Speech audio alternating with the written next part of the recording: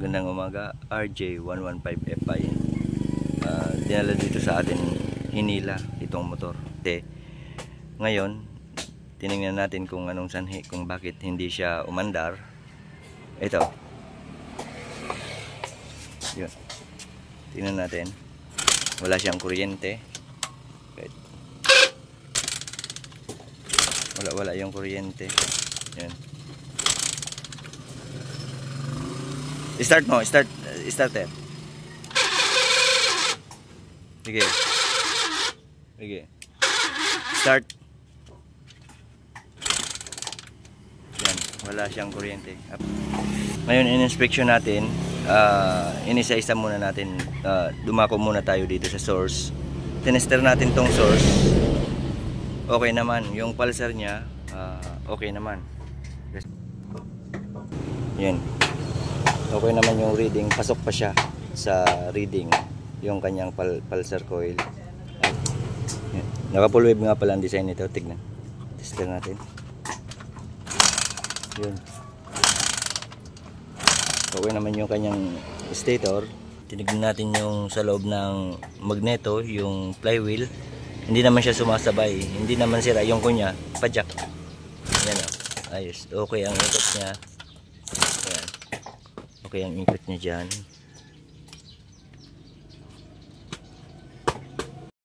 So ayun, in-inspect natin tong socket ng kanyang ECU. Nabunot itong wire ng ground, itong itim na may, ngayon dinugtungan natin ang wire para pag kinabit hindi siya nahihila. Yan, linagyan na natin ng tape, dinugtungan natin kasi banat na banat to eh. Kaya pag inano ng socket, linagay dito sa lagayan ng ECU, nabubunot siya. Ngayon, testing.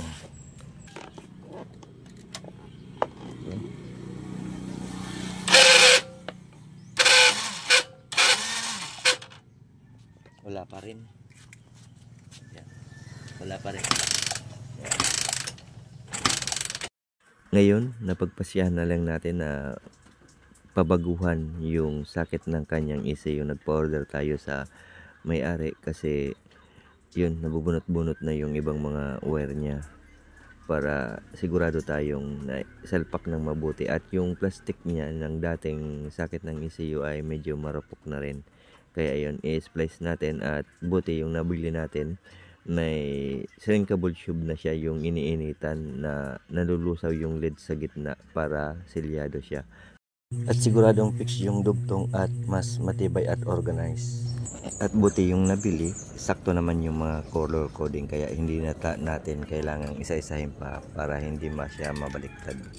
Yan, kung makikita nyo, pinapainitan natin ng blue torch. Pwede naman kahit lighter o kaya kahit ano, basta ang importante yung sa gitna ng shrinkable tube na plastic, yung LED ay matunaw siya na magkulapot doon sa in-splice nating wire. Yan, selyadong-selyado na siya. Maganda siyang tignan at naka-organize rin. Yan.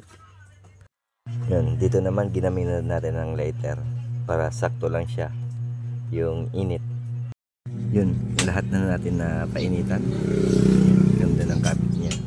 Hindi siya basta-basta mapasok ng tubig kasi yung sa gilid mayroon siyang kusang naglalak yung plastic. At mas organized siya tignan. Yan. Ito yung dati. At binagawa na rin natin ang battery kasi yun hindi na pinatest natin yung battery. Ang state of health niya ay mababa na lang, nasa 10% na lang.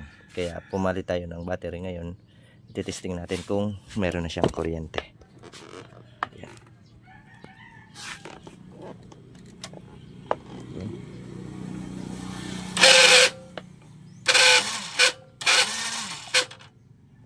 Wala pa rin. Wala pa rin.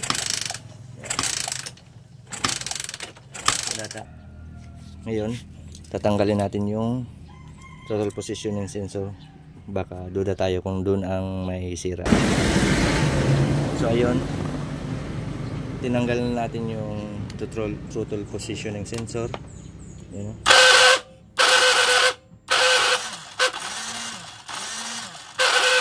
wala talaga.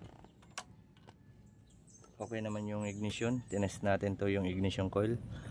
Kaso isa sa napupuna natin, bago yung battery niya, maganda yung karga kasi kinargahan muna natin. Kaso ang problema, umiinit yung kanyang ECU.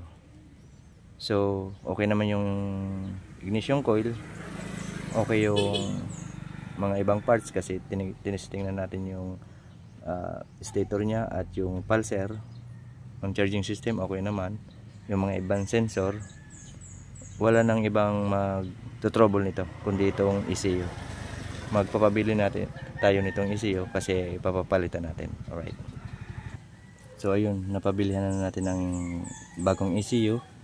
Ngayon, moment of truth, i-check natin.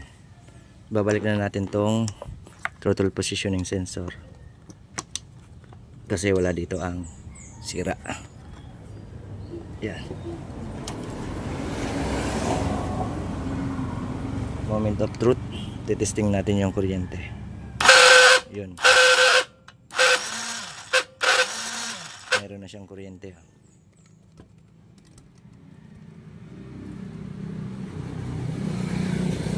Yan. Meron na siyang kuryente. Glado na yung kanyang sa ECU talaga ang problema na find out natin. Yan, papaanda rin na lang natin. So ayun, moment of truth, titestingin natin kasi meron na siyang kuryente.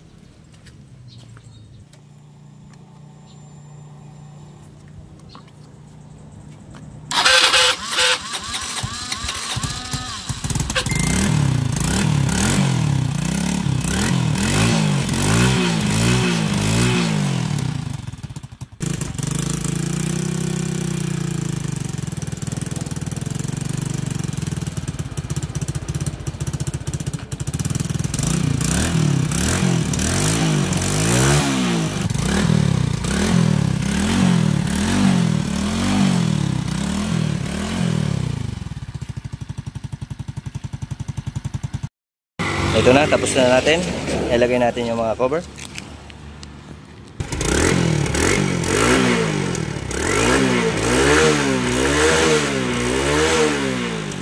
Okay. Yun. Okay na.